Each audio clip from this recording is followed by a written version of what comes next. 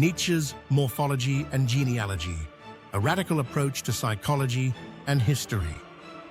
Friedrich Nietzsche revolutionized the study of human psychology and morality by introducing a dual approach, morphology and genealogy, that allowed him to both describe the present state of things and uncover their historical development.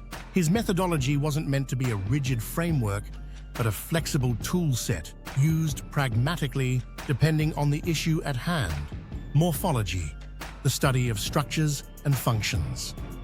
Morphology, in Nietzsche's context, refers to the study of how things appear and behave in their present state, how they function in life, society, and psychology.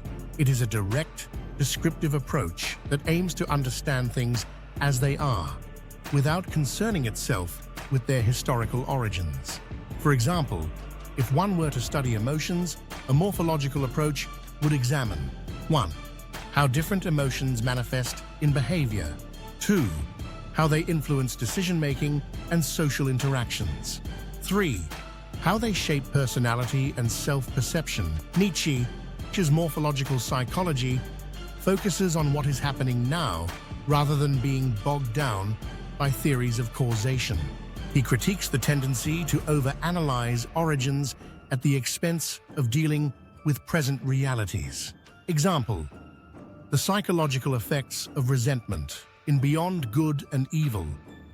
Nietzsche describes how ressentiment operates morphologically in human psychology.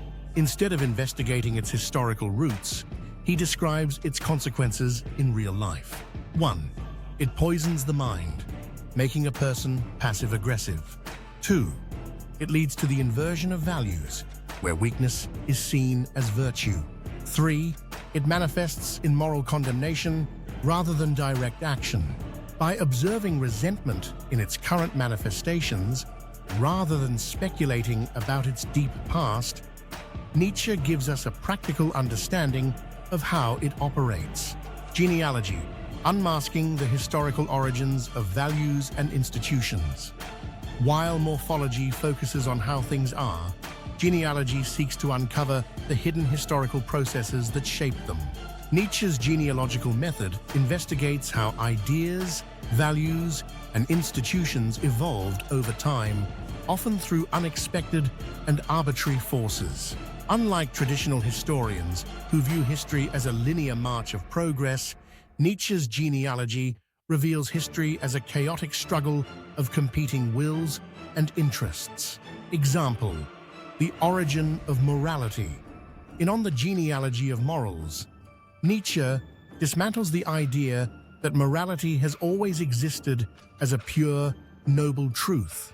Instead, he exposes its brutal and manipulative origins. 1. Master morality, arising from strong, noble individuals, celebrated power, vitality, and excellence. 2. Slave morality, arising from the weak, developed as a psychological revenge mechanism against the powerful, branding their strengths as evil and weakness as virtue. Rather than seeing morality as a universal principle, Nietzsche traces its evolution through power dynamics, showing that our modern moral values are not eternal truths but contingent historical developments. Why both morphology and genealogy matter. Nietzsche understood that both approaches serve different purposes. 1. Morphology helps us describe and understand present conditions. 2. Genealogy allows us to question and challenge why things became the way they are. A psychologist, for instance, might use morphology to analyze how anxiety manifests today, its symptoms, triggers, and coping mechanisms.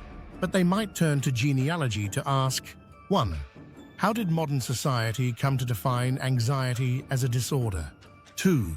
Why did certain emotions become pathologized? 3. How did the pharmaceutical industry shape our understanding of mental health? By using both lenses, Nietzsche's approach remains pragmatic and dynamic rather than dogmatic. Nietzsche's warning: the danger of over-reliance on history. Nietzsche despite his deep historical investigations, was not a blind admirer of history. He warned that excessive focus on origins could lead to paralysis and stagnation.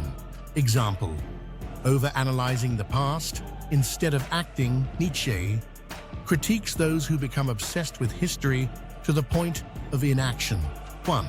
The historian who analyzes everything but creates nothing. 2. The intellectual who debates endlessly but never takes risks. 3. The moralist who justifies their values with tradition instead of challenging them. In Untimely Meditations, he cautions against using history as an excuse for passivity, reminding us that history should serve life, not the other way around. His advice: use history when it is useful, ignore it when it is not. How Nietzsche's method challenges modern psychology. Most modern psychology relies on past-based explanations, childhood traumas, genetic predispositions, and subconscious drives. Nietzsche would argue that while these factors matter, they can also be limiting. 1. Instead of asking why a person is anxious, genealogy, ask how anxiety operates in their life today, morphology. 2. Instead of seeking the original cause of depression, focus on how depression manifests and functions in daily experience. 3. Instead of blaming history, take responsibility for what can be changed now. Nietzsche's psychology is not about endless self-analysis, it is about action. Final thought: a new way to see the world. Nietzsche's dual approach is a powerful tool for anyone who wants to 1. Understand the world more deeply, genealogy. 2. Take control of their own life, morphology. His radical psychology forces us to see the present clearly, question the past courageously, and act decisively. The question is, will you use these tools to shape your own destiny?